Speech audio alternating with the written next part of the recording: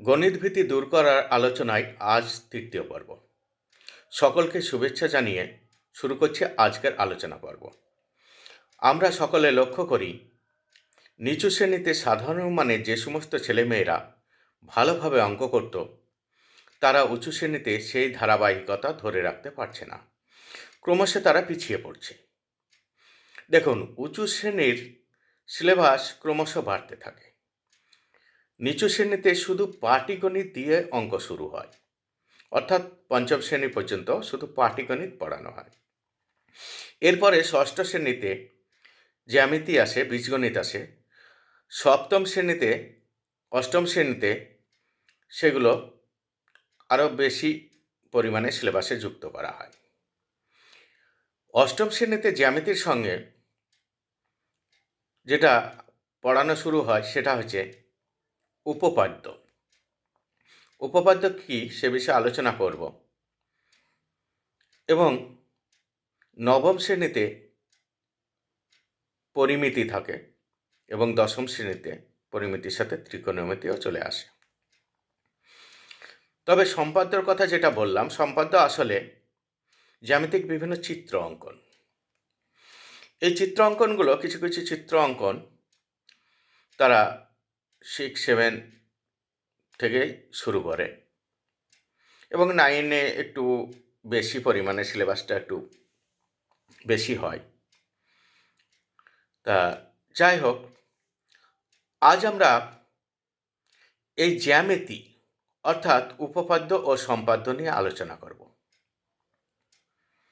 কারণ এই অংশটা অঙ্কতে বেশি নম্বর পেতে গেলে কিংবা অঙ্কের ভীতি কাটাতে গেলে প্রথমেই বেশি নম্বর পেতে হবে, কিছুটা নম্বর পেতে হবে।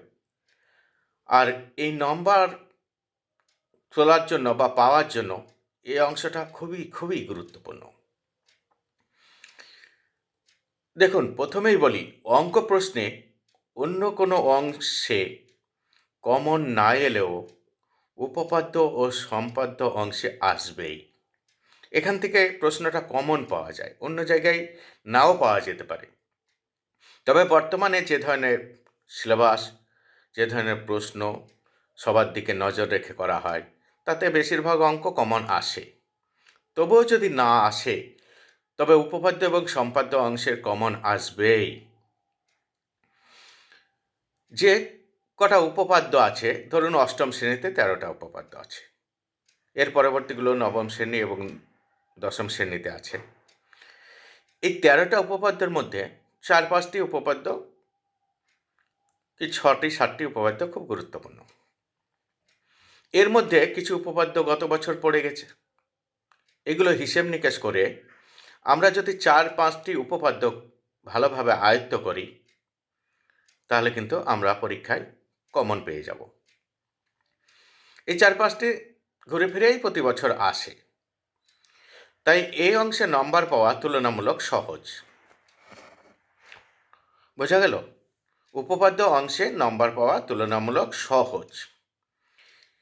এই উপপাদ্যটা তাহলে ভালো করে পড়তে হবে। কারণ উপপাদ্যের 4টি ধাপ আছে। একটা হচ্ছে পদার্থ, একটা প্রমাণ্য, একটা অঙ্কন আর একটা প্রমাণ। এই 4টে ধাপের মধ্যে অঙ্কন ধাপটা সবসময় থাকে না। যেক্ষেত্রে নেই সেক্ষেত্রে 3টে ধাপ থাকে এবং প্রতিটা অংশের জন্য আলাদা আলাদা পৃথক পৃথক আংশিক নম্বর পাওয়া যায়। মানে যতটুকু উত্তর করবে ততটুকু নম্বর দেওয়ার ব্যবস্থা আছে। আর প্রদত্ত অংশ থেকে যে প্রশ্ন দেওয়া হয়, সেই প্রশ্ন থেকে প্রদত্ত এবং প্রমাণ্য অংশটা ছাত্রছাত্রীরা নিজেরাই লিখতে পারবে। এই জন্য আলাদা কিছু করে কিছু পড়ার দরকার নেই। ছবিটা আঁকতে পারবে, যে কোশ্চেনটা দিয়েছে সে কোশ্চেন অনুযায়ী প্রদত্ত অংশটা লিখতে পারবে, প্রমাণ্য অংশটা লিখতে পারবে। তাহলে দেখা যাবে 5 নম্বর থাকলে মোটামুটি 2-2.5 নম্বর পেয়ে যাবে। এই 2-2.5 নম্বরটাই বা কম কি? আর পরবর্তী অংশ অঙ্কন এবং প্রমাণ করলে তো পুরো নম্বরটাই পাবে, সেটা তো অবশ্যই।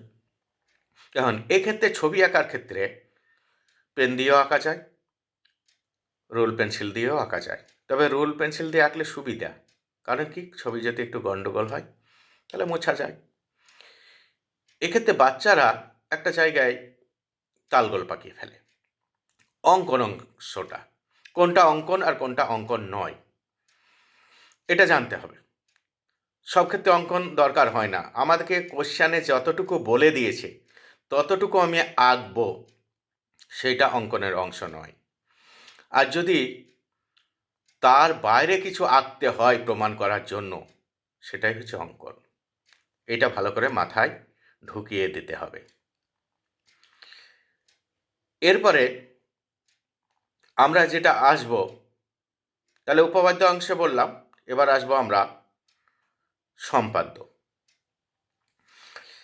এই সম্পাদ্যও খুব গুরুত্বপূর্ণ, অর্থাৎ আঁকাআঁকির ব্যাপার, যেটা বাচ্চারা খুব ভালোভাবে পারে। এটাতে ওদের আগ্রহ অনেকটাই বেশি অন্যান্য অঙ্কের থেকে আমরা দেখেছি। আমরা আগেই বললাম নিচু শ্রেণীতে যে ত্রিভুজ, চতুর্ভুজ, সমান্তরাল সরলরেখা এগুলো অঙ্কন করা হয়, সেগুলোকেই আসলে সম্পাদ্য বলা হয়। এরও তিনটি অংশ আছে, একটা হচ্ছে অঙ্কন চিহ্ন, একটা অঙ্কন প্রণালী, আর একটা হচ্ছে প্রমাণ। যদি পরীক্ষায় শুধু অঙ্কন চিহ্ন করতে বলা হয়, তাহলে শুধু অঙ্কন চিহ্নটাই করতে হবে, আর সেটাই পরীক্ষায় বেশি বলা হয়। অঙ্কন প্রণালী এবং প্রমাণটা দেওয়া হয় না, তবুও শিখতে হবে। যাই হোক, না শিখলেও দোষ নেই সাধারণ মানের ছাত্রছাত্রীদের, কারণ অঙ্কন চিহ্নটাই লাগবে। এই অংশেও কমন পাওয়া যায়, কিন্তু সমস্যা কি? কোনো সমস্যা নেই। শুধু সরল রেখাটা 5 সেমির জায়গায় 7 সেমি বলতে পারে, 7 সেমির জায়গায় 9 সেমি বলতে পারে, 9.6 সেমি বলতে পারে, এইটুকু। একটা কোণ বলে দিয়েছে, সেটা 60 ডিগ্রির জায়গায় 55 ডিগ্রি বলতে পারে, আবার 75 ডিগ্রিও বলতে পারে। আবার যে সমস্ত জায়গায় কোণ বলে দেওয়ার প্রয়োজন নেই, সেটা মাথায় রাখতে হবে। যেমন বর্গক্ষেত্র, আয়তক্ষেত্রে এদের কোণগুলো 90 ডিগ্রি হয়, সেক্ষেত্রে কোণ বলে দেবে না, এটা কিন্তু মাথায় রাখতে হবে। তাহলে এই ছবিটা আঁকার জন্য কিছু সতর্কতা অবলম্বন করতে হবে, তাহলেই কিন্তু সম্পাদ্য অংশে পুরো নম্বর পাওয়া যাবে। প্রথমে রুল পেন্সিল HB ব্যবহার করতে হবে, যেটা ছবি আঁকার ক্ষেত্রে খুব ভালো। সম্পাদ্য আঁকার ক্ষেত্রে রুল পেন্সিল খুব সরু হবে, মোটা হবে না, মোটা হলে নম্বর কমে যাবে। আর কি করতে হবে? কাটা কম্পাসকে ভালোভাবে ব্যবহার করতে হয়, জানতে হবে। কাটা কম্পাস যদি লুজ হয়, একটুকু এতেই নড়ে চড়ে যায় আঁকতে গিয়ে, সেটা করলে হবে না। তাহলে দেখা যাবে কাটা কম্পাসের ওপরের দিকে একটি নাট থাকে, টাইট দেওয়ার ব্যবস্থা করতে হবে। কাটার শেষ প্রান্ত আর রুল পেন্সিলের শেষ প্রান্ত সমান হবে, আর সোজাভাবে কাটা ব্যবহার করতে হবে। ব্যাকাভাবে আঁকতে গেলে ত্রুটি আসবে। তাহলে কাটা কম্পাস ব্যবহারের কথা গেল। স্কেল দিয়ে দাগ টানার সময়ও রুল পেন্সিলকে সোজা বরাবর দাগ টানতে হবে, না হলে ত্রুটি আসবে। তাহলে রুল পেন্সিল ঠিকভাবে সরু ব্যবহার করতে হবে, কাটা কম্পাসকে ঠিকভাবে ব্যবহার করতে হবে, চাঁদা দিয়ে কোণ আঁকার সময় ঠিকভাবে কোণ আঁকতে হবে, যেন বিন্দুগুলো যেখানে সরলরেখার সংযোগস্থল ছেদ করছে, সেই বিন্দুগুলো যেন একদম নির্দিষ্ট হয়, একদম খুব সূক্ষ্ম হয়, যেন বিন্দুটা অনেকটা বিস্তৃত না হয়। খুব সূক্ষ্মভাবে আঁকতে হবে। যত সূক্ষ্মভাবে, যত সুন্দরভাবে, পরিষ্কার পরিচ্ছন্নভাবে আঁকা যাবে, সম্পাদ্যের নম্বর তত ভালো উঠবে। আর বেশিরভাগ সাধারণ মানের ছেলেরা এটা পারে। তাই যে সমস্ত জিনিসগুলো ছেলেমেয়েরা পারে, সাধারণ মানের ছেলেরা কমন আসে, সেইগুলোতে বেশি গুরুত্ব দিতে হবে, এবং পরীক্ষার সময় সেই সমস্ত উত্তরগুলোই আগে লেখা উচিত বলে আমি মনে করি। আজকে এই পর্যন্ত, পরবর্তী অংশ আবার অন্য দিন।